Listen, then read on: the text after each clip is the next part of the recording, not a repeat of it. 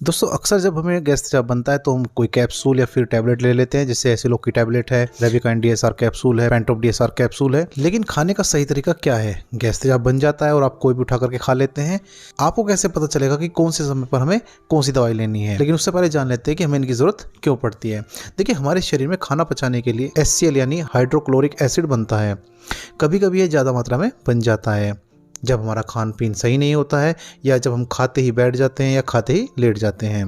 इससे गले में जलन, गले में अटका सा महसूस होना, मुंह में छाले पड़ जाना, आंतों में छाले या जख्म हो जाना जिन्हें अल्सर कहते हैं, उल्टी आना, उल्टी का मन रहना, पेट भरा भरा सा रहना, इस तरह की दिक्कत हो जाती है। इसे GERD यानी गैस्ट्रोएसोफेगल रिफ्लक्स डिजीज या फिर एसिडिटी या फिर एसिड रिफ्लक्स कहते हैं। ये सारी चीज एक ही है, नाम बस अलग अलग है।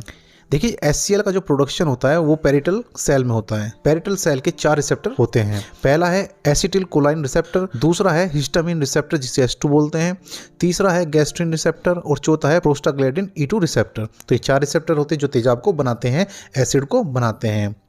एक होता है प्रोटोन पंप जिससे होकर एसिड पेट में पहुंचता है। अब बात करते हैं कुछ ऐसे एजेंट की जो गैस्ट्रिक एसिड को, जो पेट में बनने वाला तेजाब है, उसे कम करते हैं। नंबर 1 पर आता है एंटासिड। ये एसिड को बनने से नहीं रोकते हैं, बल्कि जो एसिड हमारे पेट में अधिक मात्रा में बन गया है उसे न्यूट्रलाइज करते हैं। यानी कि इन्हें लेने से ऐसा नहीं है कि आपको तेजाब बनना बंद हो जाता है। ये जो तेजाब ऑलरेडी बन चुका है आपके पेट में, किसी भी उल्टा सीधा खाने की वजह से, किसी और वजह से, जो भी है, उस तेजाब को, उस एक्स्ट्रा तेजाब को न्यूट्रलाइज कर देते हैं, उसके असर को कम कर देते हैं। एग्जाम्पल क्या होंगे इसके? आपने सुना होगा aluminium hydroxide, calcium carbonate, magnesium hydroxide जिसे मिल्क ऑफ मैग्नीशिया बोलते हैं। आपने बहुत सारी दवाइयों के शीशों पर ये लिखा हुआ देखा होगा। दूसरे नंबर पर आता है यानी पॉइंट B, H2 ब्लोकर या फिर हिस्टामिन 2 ब्लोकर, या जिसे बोल देते हैं H2RB। ये दवाइयां H2 रिसेप्टर को संदेश देती हैं कि एसिड की मात्रा कम बनाएं या बनाना बंद कर दें। जैसा कि ऊपर ही बता दिया गया है कि H2 रिसेप्टर HCl के प्रोडक्शन में योगदान देता है, जिम्मेदार होता है HCl को बनाने में, यानी तेजाब को बनाने में। अब जैसे एक उदाहरण के द्वारा समझें, आपके घर में कोई प्रोग्राम है, कोई फंक्शन है और मेहमान खाना खा रहे हैं, कुछ आ रहे हैं कुछ जा रहे हैं। अब 2-4 मेहमान रह गए हैं और आपको लगता है कि इनका खाना ऑलरेडी आपके पास है, बनाने की जरूरत नहीं है, तो आप हलवाई से बोलेंगे कि खाना बनाना बंद कर दीजिए, अब मेहमान जा चुके हैं और जो थोड़े बहुत बचे हैं उनका काम रखे हुए खाने से हो जाएगा। तो उसी तरह से ये संदेश देता है कि आप HCl यानी तेजाब मत बनाएं, शरीर को ज़रूरत नहीं है। एग्जाम्पल कौन कौन से हैं दवाइयों के, आप देखते हैं कि जैसे कि रेनिटिडीन है, फेमोटिडीन है, सिमेटिडीन है, निजाटिडीन है। ये दवाइयाँ क्या काम करती हैं? ये H2 रिसेप्टर को संदेश देती हैं कि तेजाब बनाना बंद कर दें। H2 रिसेप्टर रात में ज़्यादा एक्टिव होते हैं, यानी ज़्यादा HCl यानी ज़्यादा तेजाब बनाते हैं। तो ये टैबलेट जो मैंने आपको बताई है रात को सोने से पहले लेनी होती हैं, 1 घंटा पहले। नंबर 3 यानी C पॉइंट आता है प्रोटोन पंप इनहिबिटर यानी PPI।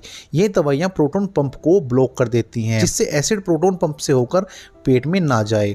हालांकि H2 रिसेप्टर तेजाब यानी एसिड बनाता रहता है, वो ऑलरेडी बन रहा है, वो बंद नहीं हुआ है, लेकिन यह प्रोटोन पंप को ब्लॉक कर देती है। पंप के ब्लॉक हो जाने से एसिड पेट में नहीं पहुंच पाता है। अब इसके एग्जाम्पल क्या है? आपने काफी सुना होगा पेंटोप्राजोल, ओमिप्राजोल, रेविप्राजोल, इसोमिप्राजोल। ये दवाइयाँ सुबह को खाली पेट लेनी चाहिए, यानी खाना या नाश्ता करने से 1 घंटा पहले। तो अब आपने समझ लिया होगा कि जो इतनी सारी दवाइयाँ होती हैं ये किस तरह से काम करती हैं। एंटासिड कब काम करती हैं, H2 ब्लोकर कब काम करती हैं और प्रोटोन पंप इनहिबिटर कब काम करती हैं। तो अब अपनी दवाइयों को आप आराम से चुन सकते हैं कि किस समय पर आपको कौन सी दवाइयाँ इस्तेमाल करनी होती हैं। अगर आप चैनल पर नए हैं तो चैनल को सब्सक्राइब करना ना भूलें, साइड वाले बेल आइकन को जरूर दबा दें, क्योंकि जब मैं अगली बार वीडियो डालूं आपके पास नोटिफिकेशन पहुंच जाए। अगर आप चाहते हैं किसी टॉपिक पर मैं वीडियो बनाऊं, आप मैसेज में लिख भेजिए। अगली वीडियो में आपके साथ जल्दी मुलाकात होगी। तब तक नमस्कार, धन्यवाद।